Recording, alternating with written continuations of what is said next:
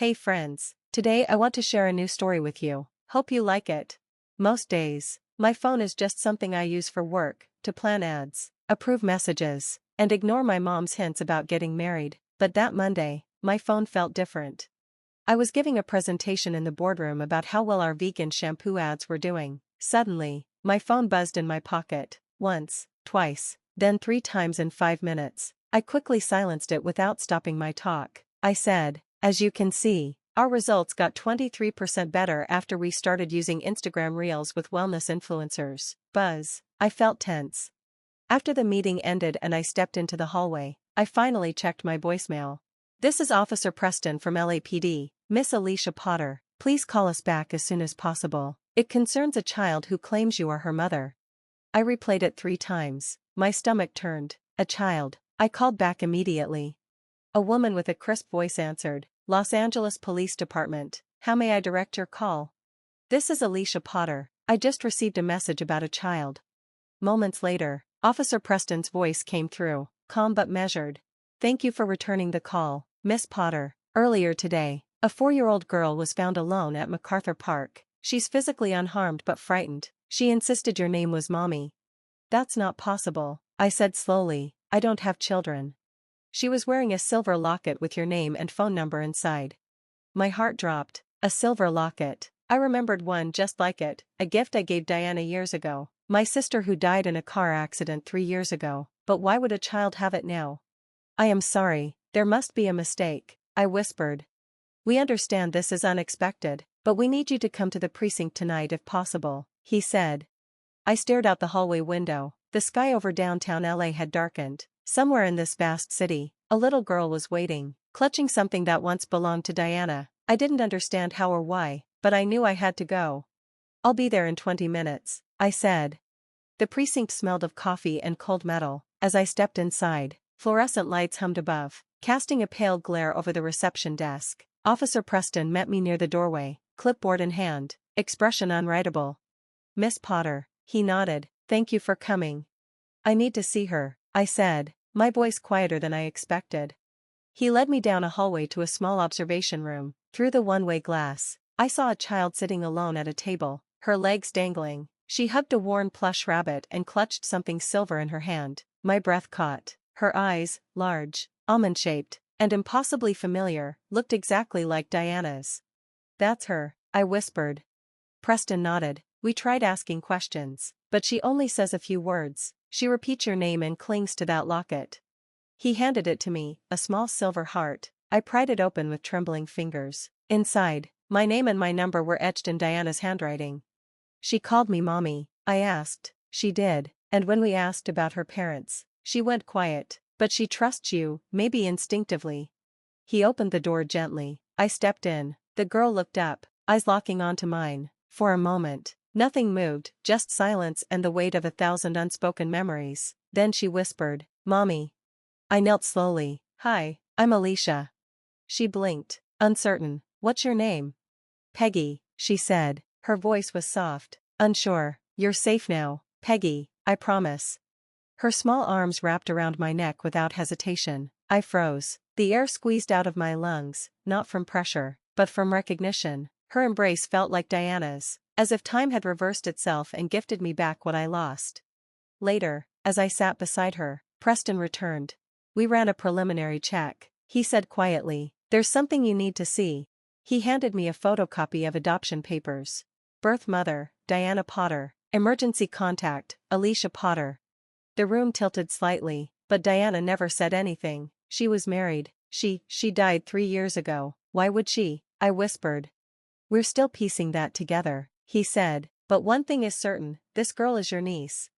I looked at Peggy again, now curled up beside me, asleep on a hard bench, my throat tightening. A part of Diana was alive, and she had trusted me to protect it. Peggy slept soundly in the back seat, wrapped in a police blanket, her thumb resting gently against her lips. I drove in silence, fingers clenched around the wheel, my thoughts twisted into knots. Diana's eyes in Peggy's face, her name on those adoption papers, and my number listed as the emergency contact. How could I have not known? My phone buzzed. Mom, I let it ring. I wasn't ready to hear her voice, not until I had answers. Back at my apartment, I carried Peggy up the stairs. She stirred briefly, her eyes fluttering open as I unlocked the door. "Where are we?" she murmured. "My home, just for tonight. Will you stay?" I smiled. "I'm not going anywhere, I promised." After settling her into my bed, I dug up Diana's old storage box from my closet. It hadn't been touched in years since the funeral. Dust coated the lid, and the scent of aged paper clung to the air as I opened it. Photos, letters, a journal. I flipped through the pages, desperate for clues. April 12th. I feel like I'm drowning in secrets. Casper doesn't know, neither does Alicia. But what choice do I have? I can't raise a baby when I'm still writing research proposals. I have to do what's best for her, even if it means breaking my own heart. My heart stilled. Casper. The name hit like a bolt of lightning. Diana had mentioned him once, briefly, vaguely. I thought it was just a college crush, but this was something else. A knock shattered the silence. I opened the door cautiously. "Miss Potter." Officer Preston stood there, his expression grave. "I didn't want to do this over the phone." The DNA results came back. I nodded slowly.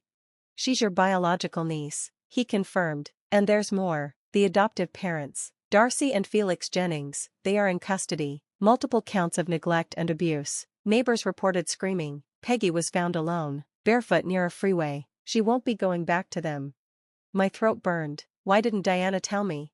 Preston's voice softened. "Sometimes people hide what hurts most, but she trusted you, even in silence." After he left, I sat beside Peggy, watching her sleep. Somewhere in the quiet, I swore I felt Diana's presence, not in a supernatural way, more like an ache just beneath the ribs, as if her ghost was still here, watching, waiting. And I realized I hadn't just found my niece, I'd been handed the last piece of my sister's unfinished story.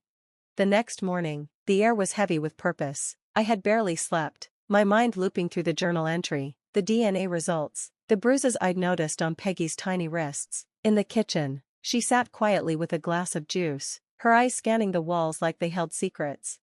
"Peggy," I said gently, "do you remember living with the Jennings?" She flinched. "They were loud. I hid a lot." My chest tightened. "You won't have to hide anymore, I promise."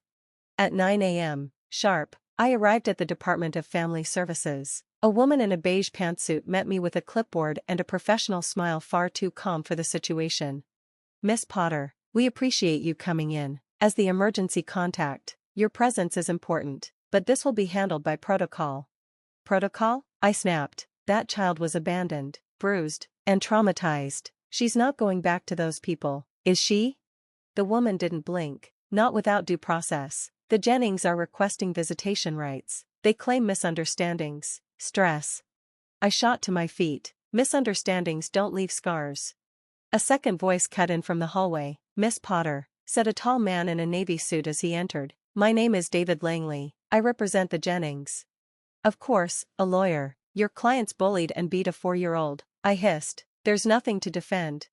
Langley didn't flinch. "They say you're emotionally unstable, acting out of grief, that you're exploiting your sister's memory."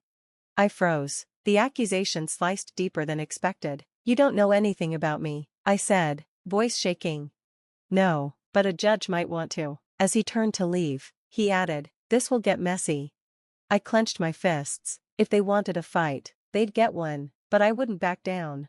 I stood outside a dusty records room in a suburban legal office, holding a manila envelope marked confidential. It had taken weeks of legal wrangling and quiet help from Officer Preston, but the truth was finally in my hands. In cyber photos, court transcripts, and most damning, emails between Diana and a man named Casper Fermanter, a name I hadn't dared speak aloud. Casper Fermanter, the beloved morning television host, America's charming sweetheart, and Peggy's biological father. "Why didn't she tell me?" I whispered, flipping through pages of correspondence. Diana had begged him to acknowledge Peggy. He had refused, fearing a scandal would destroy his career. Then came the crash, and it was no ordinary accident.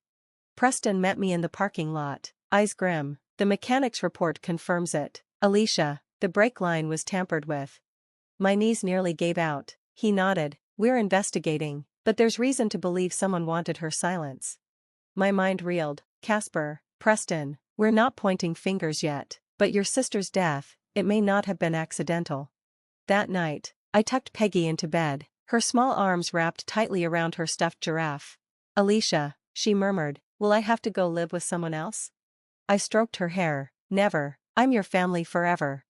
The next morning, the headlines broke. TV star linked to mysterious death and hidden child. Casper's empire crumbled in days. The Jennings lawyer was unable to defend their custody of Peggy. He lost the battle, and I stood before a judge holding Peggy's hand as legal guardianship was granted permanently. 6 months later, life was calm. We moved to a small, cozy house by the sea. Peggy learned how to ride a bike. I went back to work, but only part-time. One rainy Sunday morning, she said "Mama" for the first time, and I cried into my coffee. Diana's memory was alive in every laugh, every question, and every sparkle in Peggy's eyes. Friends, what do you think about this story? Please write your thoughts in the comments. Do you want to hear more stories? Don't forget to subscribe and click the bell so you don't miss any videos. See you tomorrow.